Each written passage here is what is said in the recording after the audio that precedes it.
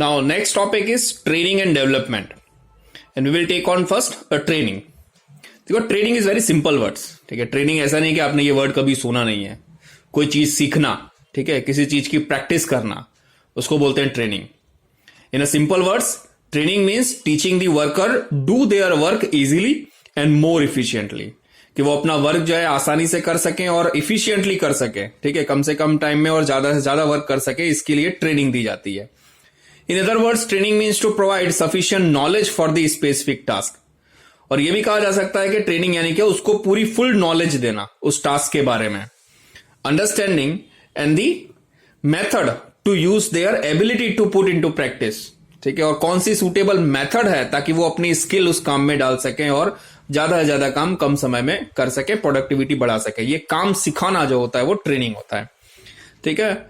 EB Flippo के अनुसार training is the act of increasing knowledge and skill of employ for doing a particular job. एक particular job करने के लिए employ की नॉलेज और स्किल को इंक्रीज करना, यह होता है ट्रेनिंग. नाउ इसमें देखो नीड्स ऑफ ट्रेनिंग दिया हुआ है. अब ये नीड्स ऑफ ट्रेनिंग, उसके बाद में फिर objective of training, and then fourth topic advantage and importance of training. All three are same. तो या तो आप एडवांटेजेस इंपॉर्टेंस करो, या तो आप ऑब्जेक्टिव करो ट्रेनिंग का, या तो फिर आप ये नीड्स कर लो, ठीक है. तीनों में से कोई एक ही करना है क्योंकि तीनों का आंसर एक ही है, ठीक है. अब ये क्विकली अपने ऑब्जेक्टिव अगर फिनिश करें तो काफी छोटे पॉइंट है. ऑब्जेक्टिव क्या है ट्रेनिंग का, क्यों ट्रेनिंग दी जाती है, clear. So aim of best performance, employ सबसे बेस्ट परफॉर्मेंस दे सके उसके लिए. Aim to make them competent for a higher level work, higher level का वर्क करने के लिए उनको कॉम्पिटेंट, स्ट्रांग और केपेबल बनाया जा सके उसके लिए.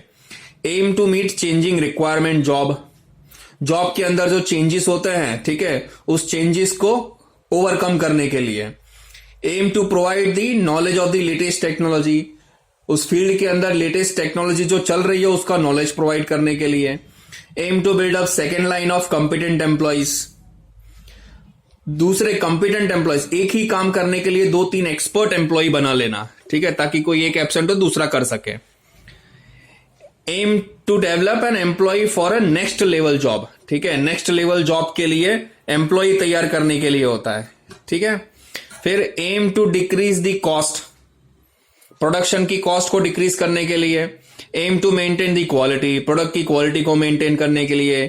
Aim is to promote moral, sense of responsibility and good relationship with the employee, employee के साथ उसका मोटिवेशन बढ़ाने के लिए, उसको रिस्पॉन्सिबिलिटी का सेंस दिलाने के लिए और उसके साथ बेटर रिलेशनशिप करने के लिए एम्प्लॉय के साथ होता है, ट्रेनिंग दी जाती है. Aim of a primary maintenance of resources, सबसे मेन रहता है एम ट्रेनिंग का, वो है सारे रिसोर्सेज जो होते हैं प्रोडक्शन के उसको सही से यूज करना, उसको मेंटेन करना, ठीक है. अब अपने आ जाते हैं डिटेल में जो एडवांटेजेस या इंपॉर्टेंस दिए हुए हैं ना उसके बारे में, ठीक है. अब देखो जो हमने पॉइंट शॉर्टकट में देखी, ये उसी का डिस्क्रिप्टिव में थोड़ा रिपीट होगा. सबसे पहला क्या है, मेंटेनेंस ऑफ रिसोर्सेज, जो उसके अंदर दिया हुआ था कि ट्रेनिंग किसके लिए दी जाती है, ताकि हम सारे प्रोडक्शन के रिसोर्सेज से उसका वेस्टेज ना करें, उसको मेंटेन करके रखें.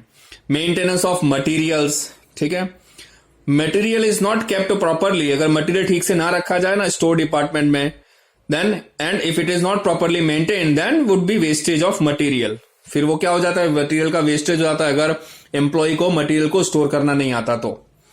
Third one, maintenance of quality, product की क्वालिटी मेंटेन करने के लिए भी ट्रेनिंग दी जाती है ताकि एम्प्लॉय को पता चले कि क्वालिटी कैसे मेंटेन होती है. कंटिन्यूटी ऑफ प्रोसेस, प्रोडक्शन की प्रोसेस हमेशा कंटिन्यू हो, क्लियर, उसके लिए. डिक्रीज द इंडस्ट्रियल फैटिज यानी कि थकावट, स्ट्रेस, तो वो जो काम कर करके उसके में थकावट आती है ना, तो वो डिक्रीज करने के लिए अगर उसको ट्रेनिंग दी जाएगी तो उसको काम करने में इंटरेस्ट आएगा, और जब काम करने में इंटरेस्ट आएगा तो उसको स्ट्रेस नहीं होगा, थकावट नहीं होगी. 6 जो पॉइंट है वो है डिक्रीज इंडस्ट्रियल एक्सीडेंट, इंडस्ट्रियल के जो एक्सीडेंट होते हैं वो डिक्रीज करने के लिए उसको पता होगा अगर काम कैसे करना है तो एक्सीडेंटल केसेस कम होंगे.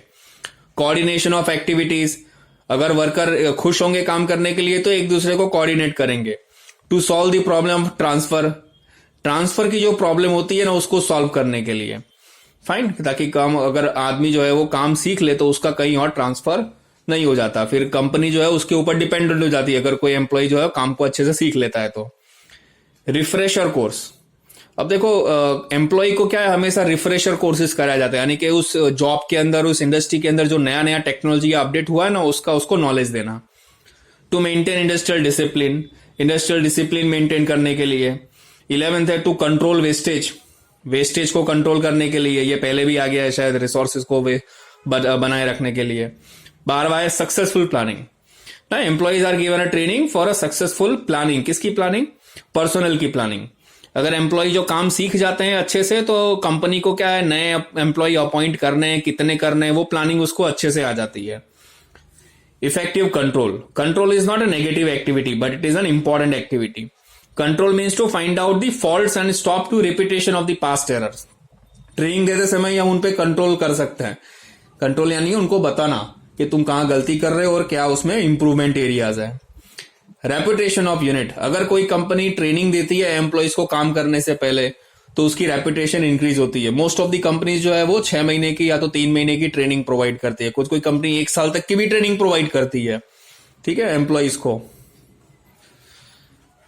हाँ, then is limitations of training. Training की लिमिटेशन में देखो, अब अगर ट्रेनिंग अपना अच्छा है एम्प्लॉय को देना, तो उसके कुछ लिमिटेशंस भी है। क्या लिमिटेशन है? Fees to experts.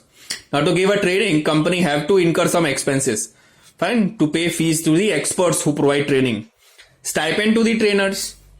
जो ट्रेनिंग लेते हैं एम्प्लॉय, उनको पूरी सैलरी तो नहीं, लेकिन थोड़ा स्टाइपेंड, मॉनेटरी उनको थोड़ा सा सैलरी दिया जाता है, पूरा फुल सैलरी नहीं दिया जाता, तो बिना काम के उनको पगार मिलती है। रेंट फॉर ट्रेनिंग प्लेस, अगर कोई बाहर हम लोग ट्रेनिंग प्लेस ऑक्यूपाई कर रहे हैं तो उसका रेंट भी पे करना पड़ता है। Expense for tools and machines, training के अंदर जो टूल्स और मशीन्स इस्तेमाल होते हैं उसका एक्सपेंडिचर भी होता है, खर्चा होता है। वेस्टेज इन द बिगिनिंग, शुरू में ट्रेनिंग के लिए कुछ मटेरियल वेस्टेज भी होता है, वो भी लॉस है अपना। Disturbance in the work of senior employee, कुछ नए नए एम्प्लॉय होते हैं, वो सीखने के लिए जो सीनियर एम्प्लॉय उनको बार बार डिस्टर्ब करते हैं, पूछते रहते हैं। एक्सीडेंट्स, कभी कभी ट्रेनिंग में कुछ नौ सीखी आ गया तो वो एक्सीडेंटल केसेस भी हो जाते हैं अगर वो लापरवाही कर दे तो। Damage to the machines, machine को भी कुछ लोग ट्रेनिंग लेते समय डैमेज पहुंचा देते हैं, फाइन, नुकसान कर देते हैं। चलो, तो training is an expensive activity, clear, but training is more beneficial than the limitation. ठीक है, ये हो गया अपना ट्रेनिंग का चैप्टर।